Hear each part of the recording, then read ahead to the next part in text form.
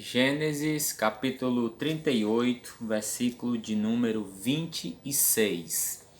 Diz assim: E conheceu-os Judá, e disse: Mais justa é ela do que eu, porquanto não a tenho dado a Selá, meu filho, e nunca mais a conheceu. Este capítulo de Gênesis 38, ele é muito maravilhoso. Nos ensina muitas coisas.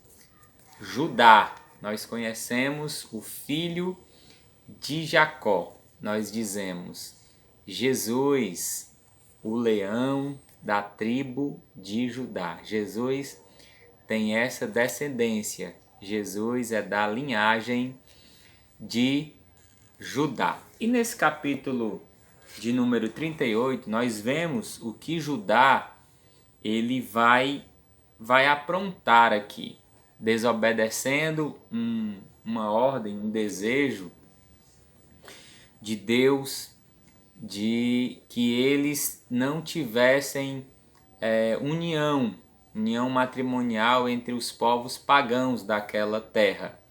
Quando nós vemos a história de Isaac, que ao mandar Jacó a Labão, é porque Isaac entende que Jacó deveria se casar com alguém ali que servisse, conhecesse ao Deus Criador. Aqueles povos ali cananeus, eles tinham outros costumes, tinham outros deuses, e a promessa de Deus para Abraão é que em Abraão seriam benditas todas as famílias da terra.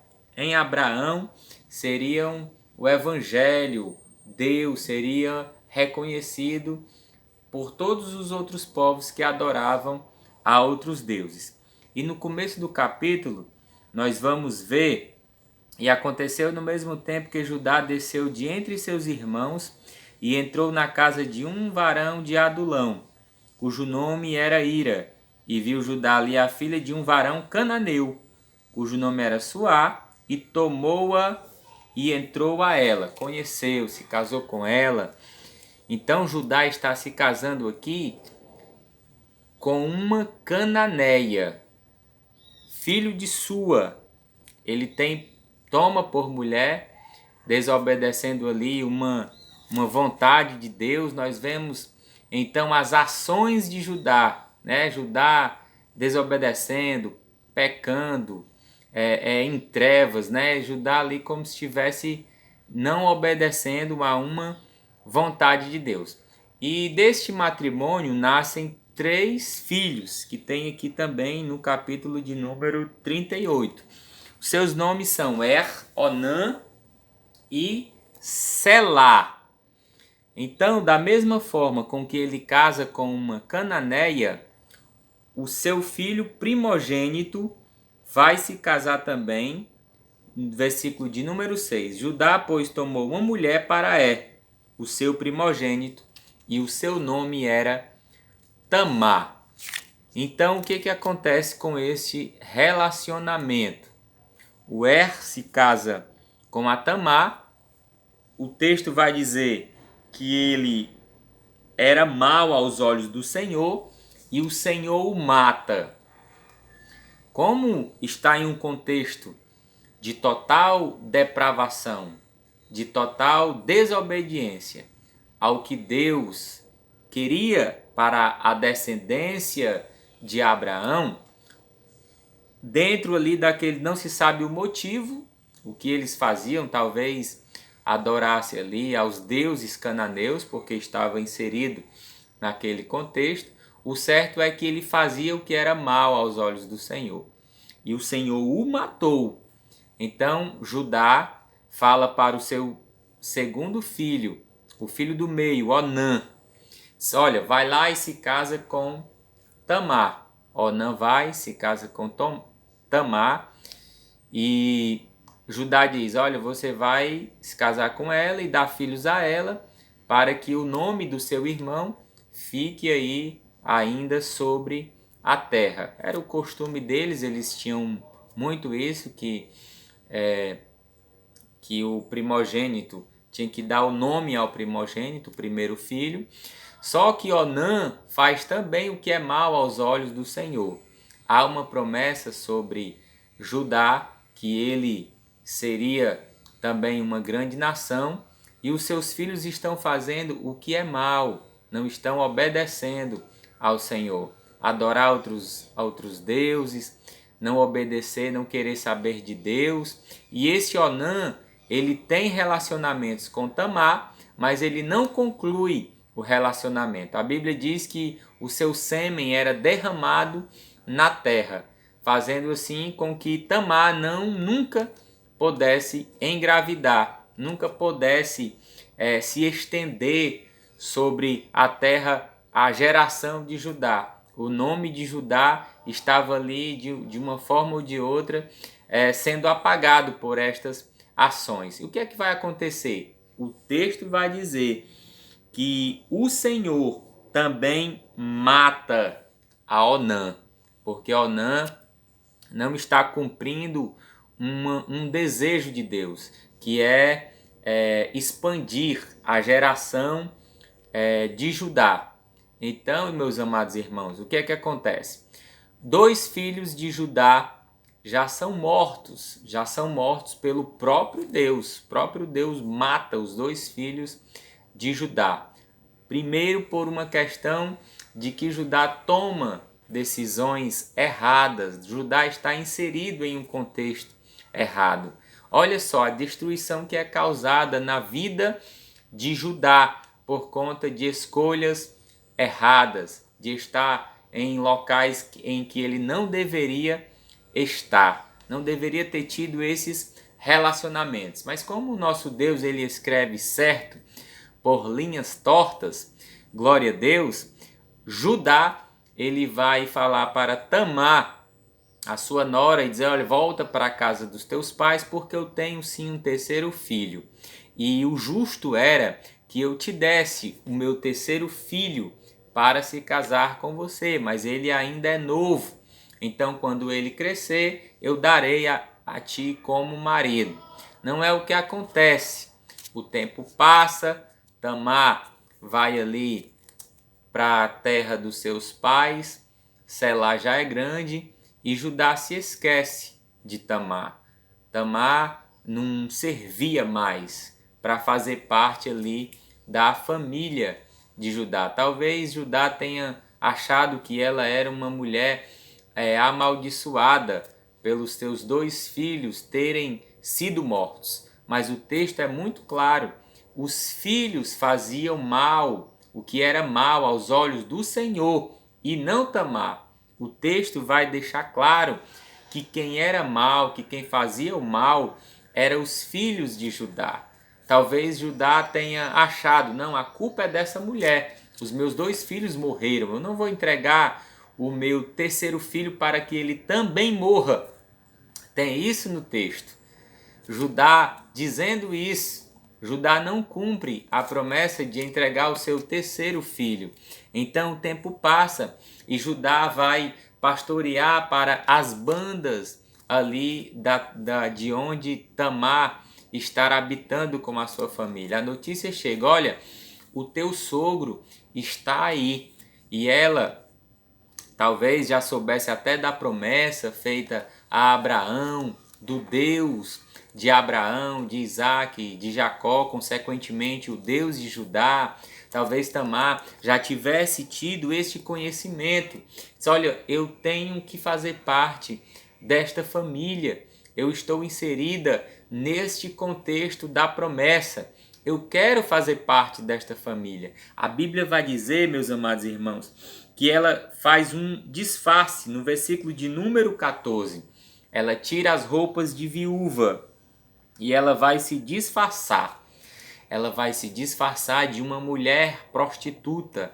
E Judá, ali sua esposa já havia falecido. O texto vai dizer isso, que a esposa de Judá ela é morta também. E Judá vai ali por aquelas bandas e encontra Tamar. E aí ele vai se deitar com Tamar. Só que Tamar, muito esperta, vai pedir um penhor no versículo de número 18. E Judá vai deixar um penhor com aquela mulher. Vai deixar o selo, vai deixar o lenço, vai deixar o cajado, algo que nós nunca devemos penhorar por nada nesse mundo. São valores aqui, meus amados irmãos, valores espirituais. O selo, né? Nós somos selados pelo Espírito Santo. O selo dizia quem era Judá, de qual linhagem, de qual família ele era. O seu lenço ou o seu cinto identificava de qual família ele era. O seu cajado, que nos dá ali uma tipologia de autoridade. De autoridade. Então, Judá está entregando tudo isso para uma mulher a qual ele não sabia quem era. Ela estava disfarçada. Ele deixa lá como penhor para no outro dia ele mandar uma de suas ovelhas para resgatar ali o que ele tinha deixado como penhor, desvalorizando totalmente o seu nome, desvalorizando totalmente a sua linhagem, deixando ali nas mãos de alguém que ele não conhecia, porque somente por um prazer momentâneo. Ele estava ali em um prazer momentâneo, se esquecendo de quem ele era, dos valores que ele tinha. Percebe aí quantas pessoas fazem isso, né? É um diácono da casa do Senhor, é um presbítero, é um pastor, e muitas vezes, por um momento ali de prazer, esquece tudo isso, deixa isso tudo de lado e vai ali de cara comer as bolotas de Satanás, desvalorizando totalmente esses valores espirituais, valores ministeriais, né? Valores que estavam ali sobre a vida de Judá. Então, meus amados irmãos, por causa desta ação, por causa deste relacionamento, mesmo Judá não sabendo com quem ele estava ali se relacionando, esta mulher ela fica grávida. Ela fica grávida. E veja bem, a notícia chega até os ouvidos de Judá. E o que é que Judá vai fazer? Judá tinha esquecido de Tamar. O que é que ele vai fazer? Ele estraga ela, porque ela não esperou na minha palavra. Eu disse que daria o meu filho Selá para se casar com ela, para suscitar uma descendência ao meu primogênito, e ela não esperou. Ela foi se prostituir com qualquer um e está grávida. Traga ela para ser queimada. Olha aí o poder aí de querer resolver as coisas, né? De querer nem entender o que é que aconteceu, mas ele queria tocar fogo em Tamar. Só que Tamar ela estava resguardada com os valores morais de Judá. Quando ela chega para ser queimada, ela vai pedir ali um momento de fala e vai colocar: de quem é esse cajado? De quem é este selo? De quem é este lenço? E aí vai ser exatamente o versículo que nós lemos, o versículo 26, que vai dizer: e conheceu-os Judá. Estas coisas me pertencem. Estas coisas às quais eu não dei nenhum valor, elas são minhas. E elas estavam com esta mulher. E ele vai dizer: mais justa é ela do que eu, porquanto não a tenho dado a selar meu filho. Eu não cumpri o que eu deveria cumprir. Ela teria que ser esposa do meu terceiro filho do Selá. Eu não cumpri a minha palavra, mas justa é ela. Tamar foi justificada, meus amados irmãos, porque ela valorizou as coisas que interessam. Ela foi uma mulher de caráter, ela foi uma mulher sábia, ela foi uma mulher inteligente. Louvado seja o nome do Senhor Jesus. E sabe o que é que acontece quando nós temos caráter, quando nós somos inteligentes, quando nós valorizamos as coisas de Deus? Olha o que acontece, ela vai ser mãe de gêmeos. E um destes filhos, louvado seja o nome do Senhor Jesus. E aconteceu ao tempo de dar luz que havia gêmeos em seu ventre. E aconteceu, dando à luz, que um pôs fora a mão, e a parteira tomou e atou em sua mão um fio roxo, dizendo: Este saiu primeiro. Mas aconteceu que, tomando ela, ele a recolher sua mão, eis que saiu seu irmão, e ela disse: Como tens tu rompido? Sobre ti é rotura. E chamaram o seu nome Pérez, ou Pérez. Sabe quem foi, meus amados irmãos? Este Pérez, por causa desta atitude de Tamar. Se você abrir aí em Mateus capítulo de número 1, você vai ver o nome de Tamar, você vai ver o nome de Judá, você vai ver o nome de Pérez, por causa dessa atitude de caráter que foi justificada. O próprio Judá diz: mais justa é ela, mais honrada é ela. Nós sempre falamos, o leão da tribo de Judá, da descendência de Judá. É sim, Jesus Cristo é da descendência de Judá, mas por conta aqui, meus amados irmãos, desta linda atitude honrada desta mulher chamada Tamar, uma gentia, não era ali do contexto ali da família de Abraão, mas ela fez por merecer fazer parte da família do Senhor Jesus. O próprio Judá diz: mais justa é ela. Então, em Mateus capítulo de número 1, nós vamos ver: Abraão gerou a Isaque, Isaque gerou a Jacó, Jacó gerou a Judá e a seus irmãos. E Judá gerou a Pérez e Zerá, de Tamar. Pérez gerou Esrom, Esrom gerou Arão, e Arão gerou Aminadab, Aminadab gerou a Nasson, Nasson gerou a Salmão, e Salmão gerou a Boaz, de Raabe. E Boaz gerou a Obed de Ruth, e Obed gerou a Jessé, e Jessé gerou o rei Davi. Olha só que maravilha a genealogia de Jesus Cristo, né, meus amados irmãos? Com Tamar, com Raabe, com Ruth, com a própria Batseba, a mãe de Salomão. E aí o Martinho Lutero, ele vai fazer uma pergunta que ele mesmo responde. Lutero pergunta por que foram colocados estas mulheres na Bíblia, que não eram ali de Israel, não eram hebreias, não faziam parte ali do contexto, era de um povo pagão, era de um povo que adorava outros deuses, outros ídolos. Por que isso, irmãos? Porque o Espírito Santo deixou que estas mulheres que não faziam parte ali daquela descendência ali de Abraão, daquele contexto ali dos descendentes ali de Sem, né? O outro filho de louvado seja o nome do Senhor Jesus, substituído ali por Abel, porque foi preservado estes nomes destas pessoas. Aí ele mesmo responde: número 1, porque ninguém pode se auto-justificar. Número 2, porque ninguém deve desalentar-se.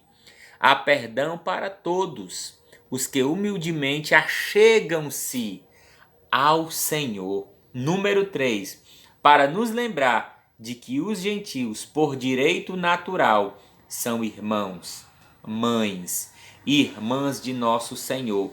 A palavra salvação é uma palavra para o mundo inteiro. Tantos os gentios, tantos os judeus, todos os povos da terra são alcançados por esta graça e por este amor do nosso Deus Todo-Poderoso. Olha que história tremenda! Olha que história tremenda e maravilhosa. Você faz parte da família do Senhor Jesus. Que Deus te abençoe. Em nome de Jesus. Amém.